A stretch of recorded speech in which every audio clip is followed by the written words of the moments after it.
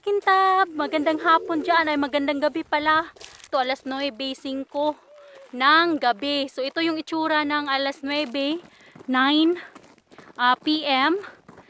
Nagdala ako ng bucket kasi mangunguha kami ng wild raspberry. So ayan yung sun. Ayan na.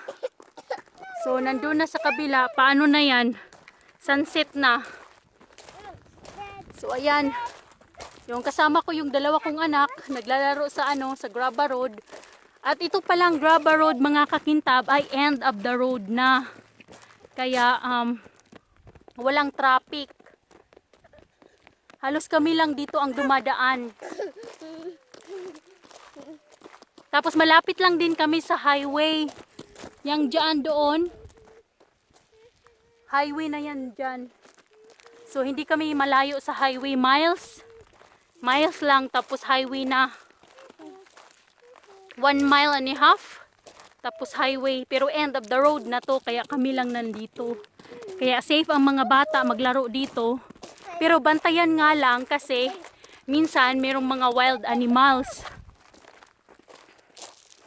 Come on guys!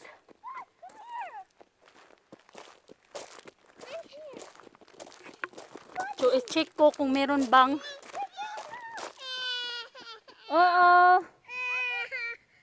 come here. Kunin ko yung anak ko umiyak. Come here. Hang on with mama. Let's go. We're gonna get some wild raspberry. Huh? Yeah. Let's go check if they have some wild raspberry.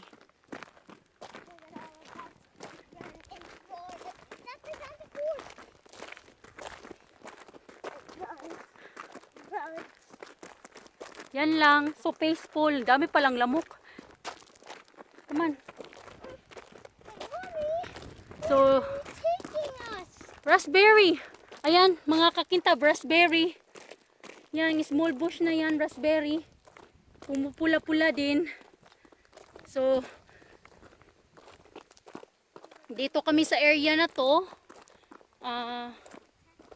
Kasi dito naman yung daanan namin mga kakintab.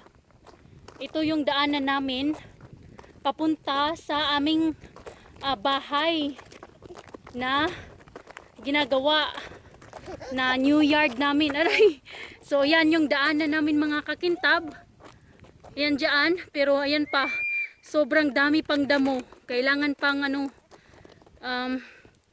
i-pack down at saka lagyan ng graba para makadaan kami dito. Kasi pag umuulan, nako, sobrang putik. Ayan. So yan yung daanan papunta sa bahay namin. So ito yung view. Ito yung neighborland namin. At saka ito yung neighborland din namin. Aming neighbor, pero walang tao, walang bahay nga lang. Neighborland lang, hindi neighbor house. Neighborland lang mga kakintab, hindi neighbor house. Ayan. Come on, ayan, naglalaro yung anak ko. Are you wanna stay here? Mommy will go there in the bush. Check it out, we'll see if they have some raspberry in that area. No. Okay, let's go then. Let's go. Let's go to the raspberry. Yeah! Okay, let's go. So I have to carry my son. Ganito kami mga kakintab, kahit na hindi maginaw, kailangan din kami magsuot ng sweater. Kasi sa lamok, ang dami kasing lamok dito sa farm, lalo na pag nandito ka sa malayo ba yung sa field, marami. Pero pag sa lang, sa house lang, hindi naman gaano. Yan, ang daming lamok. So i-check namin mga kakintab, see you there. Mga kakintab, hindi na ako pumunta doon sa pinuntahan namin kasi yung madaming damo. Hindi nakakalakad yung anak ko, umiiyak, kaya dito na lang ako sa road namin papunta sa bahay. Ito may raspberry rin dito, kaya dito na lang ako mamitas. Doon ang dami din mga kakintab, sobrang dami. Kaso lang kailangan ko pang pumunta diyan sa may sulok bago ko mamitas ng mga raspberry. Yung anak ko na babae, natatakot siya kasi nga yung yung ano ba, yung damo, kasing taas ko na. Kaya dito na lang ako mga kakintab. Kasi ang dami naman dito, ayan. Ito, raspberry. Ang dami rin, so dito na lang ako mamitas. Yan.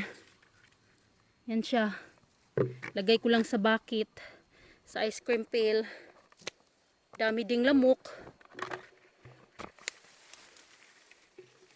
So ayan, ang dami din dito. Yan siya. Pitas ng raspberry.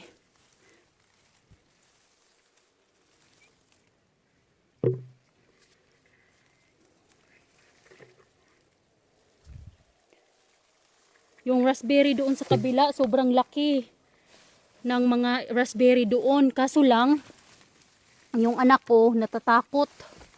Kaya, hindi na lang ako pumunta. Dito na lang ako mamitas para meron silang makain na prutas na wild raspberry. Organic. Kasi wild. Walang ano. Sadyang tumutubo lang. So, ayan siya mga kakintab. Sobrang dami. Pamili lang ako ng pipitasin yung ready na.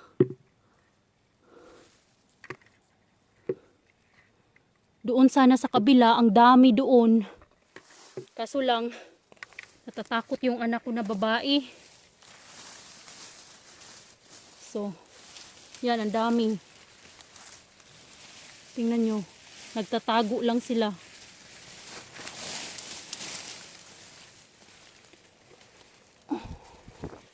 Yan o.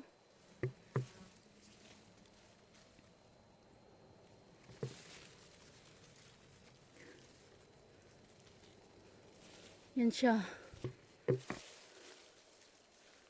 Ang dami mga kakintab.